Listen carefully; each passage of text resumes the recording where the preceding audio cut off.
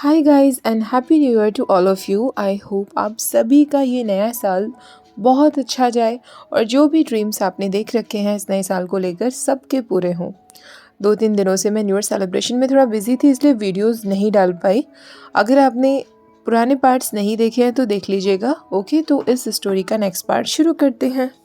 Last part में हमने देखा था वांग जी वियिंग से कहता है, जब उस लड़की ने मुझे स्टैब किया था मुझे पता था कि मैं बहुत जल्दी खुद ही हील हो जाऊंगा, पर मैं कुछ देखना चाहता था इसलिए मैं वैसे ही पड़ा रहा। वियिंग कहता है, तो सिर्फ इसलिए तुम ये सब दिखावा कर रहे थे क्योंकि तुम मुझे टेस्ट करना चाहते थे, और अगर उन दोनों ने मुझ पर भी अटैक कर दिया होता तो? वांग जी अब डेंजरस वॉइस में कहता है, अगर उनमें से किसी ने तुम्हारे ऊपर थोड़ा सा स्क्रैच भी किया होता तो मैं उनकी बॉडी से उनकी आत्मा बाहर निकाल लेता। ऐसा कहकर वांग जी वियिंग की तरफ मुड़ता है और उसके नज़दीक आ जाता है। दोनों के बीच बहुत ही थोड़ा सा स्पेस रह गया था। वांग जी उसके और नज़दीक आ रहा था उसे किस करने के लिए, पर तभी वियिंग उसे रुकने के लिए कह देता है। वियिंग को याद था लास्ट टाइम जब वांग जी ने उसे किस किया था, तो वो ऐसे चला गया था जैसे उसे वियिंग को किस करने का रिग्रेट हो रहा हो और उसे फिर से वो मिस्टेक रिपीट नहीं करनी थी। वियिंग के स्टॉप बोलने पर वांग जी कंफ्यूज्ड होते हुए उसे देखने लगता है और उससे पूछता है, क्यों? वियिंग कहता है, तुम मुझे किस ही मत करो ना। जब तुम मुझे किस करने के बाद मुझसे दूर चले जाओगे, मुझे पता है कि तुम्हें लगता है मैं तुम्हारी किस के लायक नहीं, तुम्हारी प्यार के लायक नहीं, तो फिर तुम ये सब फिर से क्यों करना चाहोगे? वियिंग मन में सोच रहा था, मैं नहीं चाहता कि उसे पता चले कि मेरे दिल में उसके लिए फीलिंग्स बढ़ रही हैं। सच कहूँ तो मैं खुद नहीं जानता कि मैं उसके लिए क्या फील करता हूँ, पर ये केवल अट्रैक्शन तो नहीं है।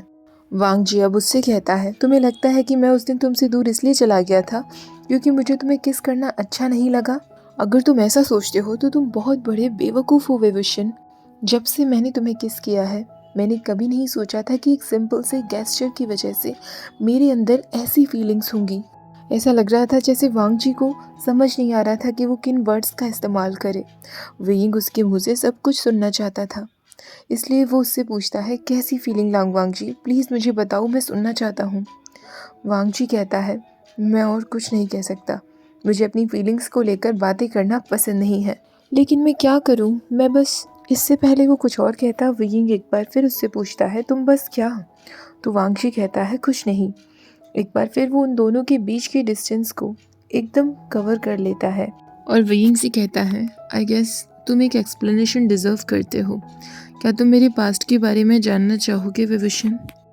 वियिंग कहता है, हाँ, मैं तुम्हारे बारे में सब कुछ जानना चाहता हूँ। अब उनके बेडरूम में कोई भी नहीं था वियिंग और वांग जी के अलावा। वांग जी अब अपने पास्ट के बारे में वियिंग को सब कुछ बताने के लिए तैयार था। वो वियिंग से कहता है, बहुत लंबे समय पहले जब मेरे फादर ने मुझे अडॉप्ट किया था, उनका ये किंगडम वैम्पायर वर्ल्ड की एक धूल के अलावा और कुछ नहीं था। वैम्पायर वर्ल्ड का ये सबसे पुराना लैंड था, लेकिन मेरे ग्रैंडफादर की वजह से यहाँ का सिस्टम बिल्कुल करप्ट हो चुका था। अपनी पावर का उन्हें बहुत घमंड था। वो लोगों को एक धूल की तरह ट्रीट करते थे। सबको पता था कि वो कितने सेल्फिश हैं। इसी वजह से बाकी सारे किंगडम धीरे धीरे स्ट्रॉन्ग होते गए और हमारा किंगडम वीक होता गया। जब मेरे ग्रैंडफादर ने मेरे सो कॉल्ड फादर को यहाँ का राजा बनाया, यहाँ के लोगों ने उन्हें सीरियसली नहीं लिया। सबको लगता था कि वो भी मेरे ग्रैंडफादर की तरह ही होंगे, बिल्कुल करप्टेड। तब मेरे फादर को मेरी मॉम के बारे में पता चला, जो कि एक एंजल थी और इस वैम्पायर वर्ल्ड में एक पीसफुल लाइफ जी रही थी अपने बेटे के साथ। उन्हें पता चला कि उनका बेटा यानी कि मैं कोई नॉर्मल चाइल्ड नहीं हूँ, मुझे क्रिएट किया गया है, इसलिए मेरे लिए मरना इम्पॉसिबल है। एटलीस्ट मैं तो यही सोचता हूँ। शायद मेरी मॉम को पता होगा कि मुझे जान से मारने का सही तरीका क्या है। मेरे फादर ने मुझे बताया कि मेरी माँ 5 साल का होते ही मुझे उनके पास छोड़कर चली गई थी। ये बातें मुझे हमेशा हर्ट करती थी। वो यिंग पूछता है, तुम क्या क्या कर सकते हो वांग जी? तो वांग जी कहता है, मैं इनविजिबल हो सकता हूँ। एक नॉर्मल वैम्पायर से भी ज़्यादा मैं अपनी आंखों का विजन शार्प कर सकता हूँ। खतरे को पहले से ही सेंस कर सकता हूँ।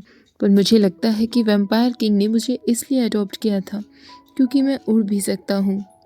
25 का होते ही मेरे फादर ने मुझे नया वैम्पायर किंग बना दिया। उन्होंने मुझे सिखाया कि इमोशंस को बाहर लाने से एक इंसान कमज़ोर हो जाता है, तो एक राजा को हमेशा अपने इमोशंस को कंट्रोल में रखना चाहिए। मैंने इसी बात पर विश्वास किया और अपनी सारी फीलिंग्स को लॉक करके रखा। अपने दिल के आसपास मेटल वॉल्स लगा ली जिससे मुझे कुछ फील ही ना हो। वुयिंग मन में सोच रहा था, इस बात को भुलाना बिल्कुल मुश्किल है कि इस इंसान की वजह से ही मेरी ज़िंदगी ऐसी हो गई। मुझे इतना टॉर्चर किया पर फिर भी मुझे उसके लिए एक सॉफ्ट कॉर्नर क्यों है? ये सब कुछ गलत है। मुझे उसके लिए कोई भी अफेक्शन फील नहीं करना चाहिए, ना ही कोई सिंपैथी होनी चाहिए। वांगजी अचानक उसकी तरफ बढ़ने लगता है। वुयिंग उससे पूछता है, क्या तुम अभी भी मेरे थॉट्स रीड कर सकते हो? वांगजी सैडली उससे कहता है, नहीं, मैं तुम्हारे थॉट्स रीड नहीं कर सकता, पर मैं तुम्हारी आंखों को पढ़ सकता हूँ। वांगजी स्ट्रेट वुयिंग की आंखों में ही देख रहा था। वुयिंग कहता है, सच में? तो मैं इस वक्त क्या सोच रहा हूँ? वुयिंग अपने माइंड को क्लियर करने की कोशिश करता है जिससे वांगजी को कोई भी हिंट ना मिले। वो एकदम डार्कनेस के बारे में सोचता है। वांगजी उससे कहता है, तुम एक ओपन फील्ड में लेटे हुए हो जहाँ पर तुम्हें फ्लावर्स की खुशबू सुनाई दे रही है, सनशाइन तुम्हारी स्किन पर पड़ रही है।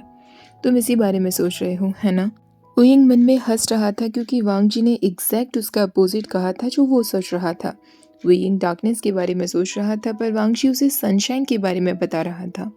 वुयिंग अब अपनी माइंड की इमेजेस को शिफ्ट करते हुए पूरी तरीके से वांगजी पर फोकस करने लगता है।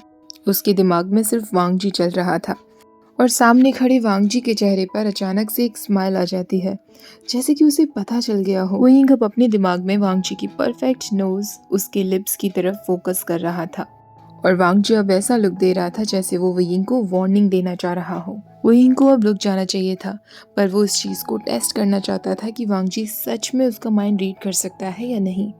वो एक बार फिर वांगजी से पूछता है, क्या तुम मुझे बता सकते हो कि मैं अब किस बारे में सोच रहा हूँ? वुयिंग अब वांगजी को किस करते हुए अपने दिमाग में इमेज बना लेता है, बिल्कुल उसी तरह जब रॉयल बॉल में वांगजी ने उसे किस किया था। दोनों के बीच की डिस्टेंस एकदम कम हो जाती है और वांगजी उसको अपनी बाहों में भरते हुए कहता है, इन थॉट्स को थोड़ा और कंटिन्यू रखो और शायद मैं उन्हें रियलिटी में बदल दूंगा। मेरा विश्वास करो और बात सिर्फ किसिंग तक नहीं रह जाएगी। ऐसा वो वुयिंग के कानों में कहता है। वुयिंग उससे कहता है, इसका मतलब तुम मेरा माइंड रीड कर सकते हो। वांगजी को जवाब देता है इससे पहले वो अचानक से डिसअपीयर हो जाता है। वुयिंग उसका नाम पुकारता है। उसे अपने राइट साइड में फील होता है कि एक इनविजिबल फोर्स से पर्दे खुल जाते हैं जिससे सनशाइन उनके रूम में आ रही थी। वुयिंग को याद आता है कि वांगजी इनविजिबल हो सकता है। वुयिंग एक बार फिर आवाज लगाता है, बाहर निकलो वांगजी, छुपना बंद करो। अचानक से वहाँ ग्यूचिन म्यूजिक की आवाज़ सुनाई देती है। वो एक स्लो रोमांटिक सा म्यूजिक प्ले हो रहा था पीछे से। तभी वांगजी उसकी वेस्ट को पकड़ लेता है और उसे अपनी तरफ खींच लेता है। दोनों इतने नज़दीक थे कि वुयिंग वांगजी से कहता है, अगर मैं इसी तरह बंद कमरे में तुम्हारा नाम लेता रहा ना तो बाहर लोगों को गलत आइडिया लग जाएगा। वांगजी उससे कहता है, मैं तुम्हारा माइंड रीड कर सकता हूँ विवशन, पहले नहीं कर सकता था, पर जब से मैंने तुम्हें अपना ब्लड दिया है मैं तुम्हारा माइंड रीड कर सकता हूँ। वुयिंग मुंह बनाते हुए कहता है, ये तो गलत है। वांगजी कहता है, तुम चाहो तो मुझे अपना माइंड रीड करने से ब्लॉक कर सकते हो। वुयिंग पूछता है, कैसे? वांगजी मुस्कुराते हुए कहता है, मैं तुम्हें क्यों बताऊं स्वीटहार्ट, ताकि तुम अपने थॉट्स को मुझसे छुपा सको। वांगजी को पहली बार इस तरह मुस्कुराता हुआ देखकर वुयिंग को बहुत अच्छा लग रहा था। उसे विश्वास नहीं हो रहा था कि ये वही मॉन्स्टर लांग वांगजी है जिसके चेहरे पर कभी स्माइल ही नहीं आती और जिससे पूरी दुनिया इतना डरती है। आज वो मॉन्स्टर लांग वांगजी वुयिंग के साथ छुपन छुपाई खेलने में एंजॉय कर रहा था। वुयिंग अचानक वांगजी से कहता है, तुम्हें अपनी स्माइल इस तरह छुपानी नहीं चाहिए, तुम्हें मुस्कुराना चाहिए, इससे तुम ब्यूटीफुल दिखते हो। वांगजी कहता है, तुम्हारे कहने का मतलब है कि जब मैं गुस्से में होता हूँ तो मैं बदसूरत दिखता हूँ? वुयिंग कहता है, हाँ, बल्कि तुम बूढ़े ज़्यादा लगते हो। तुम 25 इयर्स के हो, पर जब तुम गुस्से में होते हो तो तुम 100 साल के बन जाते हो। वांगजी अब उसका हाथ पीछे की तरफ मोड़ते हुए और उसे अपनी तरफ खींचते हुए कहता है, फिर से कहना। ऐसा उसने काफ़ी डेंजरस टोन में कहा था और वो वुयिंग के बहुत नज़दीक था। नर्वसनेस की वजह से वुयिंग ने तो जैसे सांस लेना ही छोड़ दिया हो और आखिरकार दोनों एक दूसरे को किस करने लगते हैं। ये किस पहले की तरह एग्रेसिव नहीं थी, बल्कि एकदम सॉफ्ट किस थी, प्यार से भरी हुई। अचानक से उनके दरवाजे पर नॉक होता है। वांगजी और वुयिंग दोनों एक दूसरे से अलग होते हैं। वुयिंग देखता है कि दरवाजे पर लैन चिचैन खड़ा हुआ था जो अपनी जगह पर फ्रोज़न हो गया था और अपनी आँखों को छुपाने की कोशिश कर रहा था। वो उन दोनों से कहता है, मैंने कुछ भी नहीं देखा, तुम अपना मेकआउट सेशन जारी रख सकते हो, मैं बाद में आ जाऊँगा। वांग जी कहता है, हम कोई मेकआउट सेशन नहीं कर रहे थे, मैं वैसे भी बस जा ही रहा था। ऐसा कहकर वो दरवाजे की तरफ जाने लगता है और लैन चिचैन अंदर आता है। दरवाजे की तरफ जाते ही वांग जी मुड़ते हुए वीइंग से कहता है, 6 बजे तैयार रहना, हम बाहर जा रहे हैं। वीइंग पूछता है, कहाँ बाहर? किले से बाहर? वांग जी कहता है, ऑफ कोर्स, तुम्हें तो यहाँ से बाहर जाना पसंद है ना? लैन चिचैन भी एक नॉटी स्माइल के साथ कहता है, अगर मैं गलती नहीं कर रहा हूँ तो वांग जी आपके साथ डेट पर जाने के लिए पूछ रहा है विभूषण। वांग जी एकदम से नर्वसली लैन चिचैन की तरफ देखता है और वहाँ से बाहर चला जाता है। वुयिंग और लैन चिचैन दोनों उसकी हालत पर मुस्कुराने लगते हैं। चिचैन वुयिंग से कहता है, मैं तुमसे कुछ बात करने के लिए आया था विभूषण, क्या तुमने वैम्पायर्स के मेट के बारे में सुना है? वुयिंग कहता है, मेट? मैं नहीं जानता इसके बारे में। चिचैन कहता है, हर एक वैम्पायर का अपना एक सोलमेट होता है, अपना ट्रू मेट मिल पाना आजकल बहुत मुश्किल है। कुछ लकी वैम्पायर्स ही होते हैं जिन्हें अपना ट्रू मेट मिलता है। जब मेट्स आपस में मिलते हैं उन्हें कनेक्शन फील होता है, ऐसा कनेक्शन जो पहले इग्नोर किया जा सकता है पर समय के साथ ही बढ़ता रहता है। मेट्स में से अगर कोई एक ह्यूमन है तो वो पर्सन शायद उतना स्ट्रॉन्ग डिज़ायर फील ना करे, पर अगर एक वैम्पायर है तो वो अपने मेट के लिए बहुत स्ट्रॉन्ग कनेक्शन फील करता है, बल्कि वो उसके बिना अपनी जान तक दे सकता है।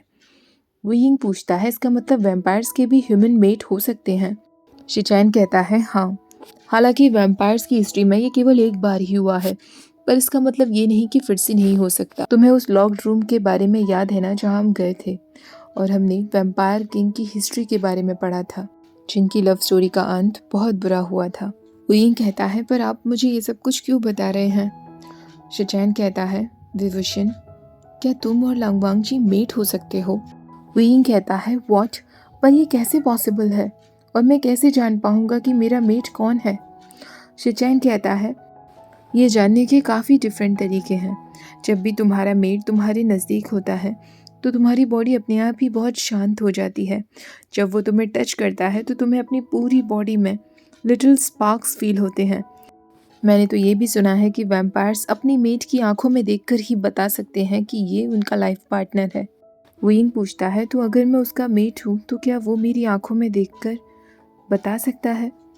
चिचैन कहता है, वो तो मेट्स को मानता ही नहीं है, उसे प्यार में ही विश्वास नहीं है विभूषण। उसे लगता है कि मेट्स एग्जिस्ट नहीं करते। पर अब पता नहीं क्यों मुझे ऐसा लगता है कि उस भविष्यवाणी में जो भी कुछ था वो तुम दोनों का मेट होने से रिलेटेड होगा, क्योंकि पहले जो ह्यूमन और वैम्पायर मेट्स थे उनकी लव स्टोरी का एंड भी बहुत बुरा हुआ था।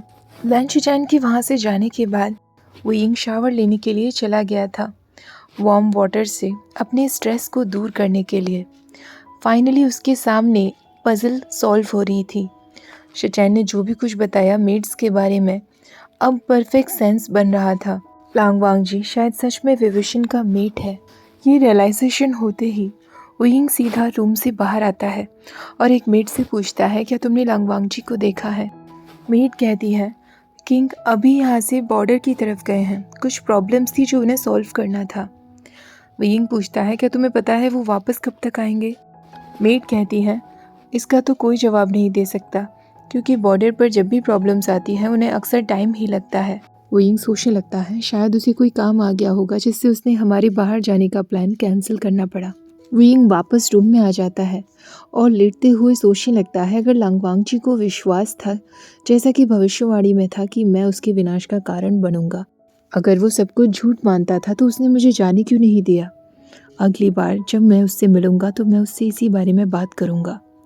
यही सब सोचते हुए वुयिंग को नींद आ जाती है, पर उसकी नींद बहुत रूडली डिस्टर्ब हो गई थी आधी रात के वक्त, जब उसने एक म्यूज़िक सुना, एक बांसुरी की धुन। शुरुआत में उसे लगा था कि वो कोई सपना देख रहा है, पर जब उसने अपनी आंखें खोली तब उसे रियलाइज़ हुआ कि ये कोई सपना नहीं है, सच में बांसुरी की धुन बज रही थी। ये एक स्लो म्यूज़िक था, पर काफ़ी रोमांटिक था।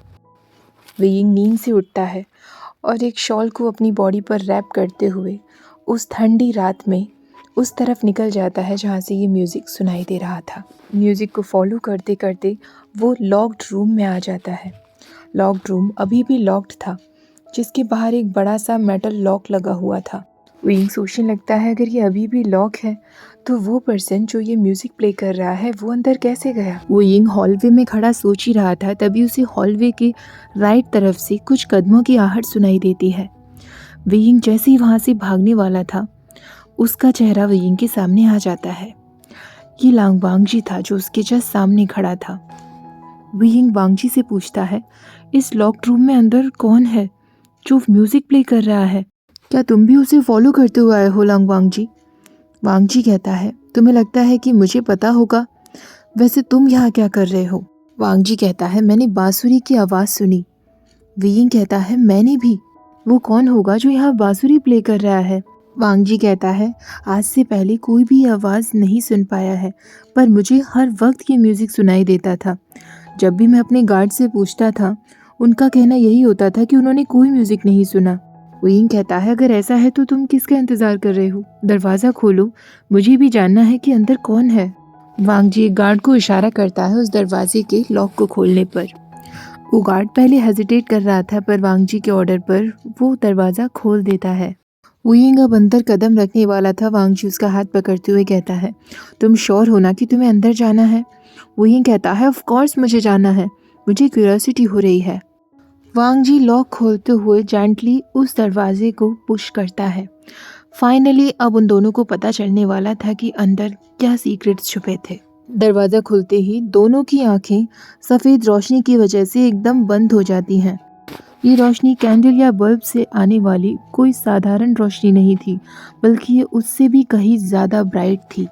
उस रोशनी को धीरे धीरे गायब होने में 5 सेकंड लगते हैं। वांगजी ने वियिंग का हाथ बहुत टाइटली पकड़ा हुआ था और हर एक कदम के साथ वो उसे अपने साथ पकड़े हुए था। हर एक कदम के साथ वियिंग को आसपास के एटमॉस्फेयर में एक सडन चेंज नज़र आता है। ऐसा लग ही नहीं रहा था कि वो दरवाज़ा सालों से बंद था, क्योंकि वहाँ बिल्कुल भी डस्ट नहीं थी। धीरे धीरे लाइट्स और भी ज़्यादा बढ़ने लगी थी। सब कुछ मैजिकल लग रहा था। सडनली उन्हें एक कपल्स का लाफ्टर सुनाई देता है। एक लड़की अपने हस्बैंड से कह रही थी, तुम मुझे बेड क्यों नहीं बनाने दे रहे हो? तो उसका हस्बैंड कहता है, तुम हमारी मेड को ये करने दो ना, मैं तुम्हें कुछ दिखाना चाहता हूँ। तो वो फीमेल वॉइस कहती है, ये हमारा रूम है और मैं नहीं चाहती कि कोई आउटसाइडर आकर हमारे रूम को टच करे। जिस दिन ये फर्नीचर अपनी शाइन खो देंगे, वो आखिरी दिन होगा जब मैं तुमसे प्यार करना बंद कर दूंगी। और ये इम्पॉसिबल है क्योंकि तुम्हें पता है कि मैं क्लीनिंग कितना पसंद करती हूँ। वो मेल हंसते हुए कहता है, तुम सच में पागल हो।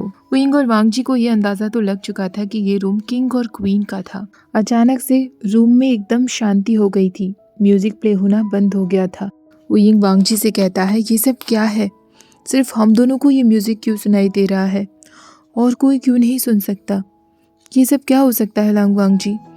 वांगजी कहता है, इस बारे में केवल वो ज्योतिषी बता सकती है। वियिंग कहता है, तुम्हें नहीं पता? तुम्हें क्यों नहीं पता? मेरी पूरी जिंदगी सिर्फ उसी बात पर क्यों निर्भर है जो वो ज्योतिषी कहती है, और तुम्हें ये तक नहीं पता कि वो कब तक वापस आएगी। तुम किस तरीके के किंग हो? वांगजी अचानक से कहराने लगता है, जैसे उसे कहीं दर्द हो रहा हो। वियिंग अपने गुस्से में इतना खो गया था कि उसने ये नोटिस नहीं किया था और वो वांगजी को सुनाए जा रहा था। वो अब उससे कहता है, तुम्हें पता है क्या, अब मुझे तुम्हारी बातों से कोई फ़र्क ही नहीं पड़ता। तुमने खुद कहा था ना कि तुम्हें नहीं लगता कि मैं तुम्हारे लिए कोई भी खतरा हूँ। मैं बहुत ज़्यादा कमज़ोर हूँ, तुम्हारा कुछ नहीं बिगाड़ सकता। तो फिर तुम प्लीज़ क्यों मुझे आज़ाद नहीं कर देते? वांगजी अपने दर्द को झेलते हुए वियिंग से कहता है, मैं तुम्हें आज़ाद कर तो चुका हूँ। तुम अब उस कारागार में बंद नहीं हो, बल्कि मेरे साथ बेडरूम में हो। वियिंग कहता है, प्लीज़, अगर इसे तुम आज़ादी कहते हो तो आई एम सॉरी। इससे पहले कि वियिंग कुछ और कहता, अचानक वांगजी की बहुत ज़ोर से चीख निकल जाती है और वो अपने चेस्ट पर हाथ रख लेता है। वियिंग अब सारा गुस्सा भुलाते हुए उसके पास जाता है और उससे पूछता है, क्या हुआ? वियिंग को उसकी सच में चिंता हो रही थी। वांगजी कहता है, मुझे बहुत दर्द हो रहा है। वियिंग कहता है, नाटक मत करो, तुम जानबूझकर ये टॉपिक अवॉइड कर रहे हो ना? ये सच में एक ग्रेट एक्सक्यूज़ है, पर अब तुम्हें ये टॉपिक मैं अवॉइड नहीं करने दूंगा। वियिंग वांगजी को शोल्डर से पकड़ लेता है और उससे कहता है, सुना तुमने? वियिंग के पकड़ते ही वांग जी को ऐसा लग रहा था जैसे उसका पेन कुछ कम हुआ हो। वो तुरंत उससे कहता है, तुम्हारे छूते ही मुझे आराम मिला है विभूषण। वहीं कहता है, ये सब कुछ क्या हो रहा है? क्या तुम जानबूझकर मेरे पास आने के बहाने ढूंढ रहे हो वांग जी? वांग जी फ्रस्ट्रेटेड होते हुए कहता है, यू नो वॉट, ये सब कुछ इस रूम की वजह से हो रहा है। मैं यहाँ से बाहर जा रहा हूँ। वहीं का हाथ छोड़कर वांग जी दरवाजे की तरफ जाने लगता है, पर तभी एक लाउड नॉइस के साथ वो दरवाज़ा बंद हो जाता है और वो दोनों उस रूम में लॉक्ड हो जाते हैं। ओके गाइज, आज का पार्ट यही ख़त्म करते हैं। कैसा लगा आपको आज का पार्ट और आपको क्या लगता है कि आगे स्टोरी में क्या होने वाला है? कमेंट्स में मुझे ज़रूर बताइएगा। और वीडियो अच्छा लगा हो तो क्या करना है? प्लीज़ वीडियो को लाइक, शेयर और चैनल को सब्सक्राइब करना मत भूलिएगा। Thank you for watching. Bye bye.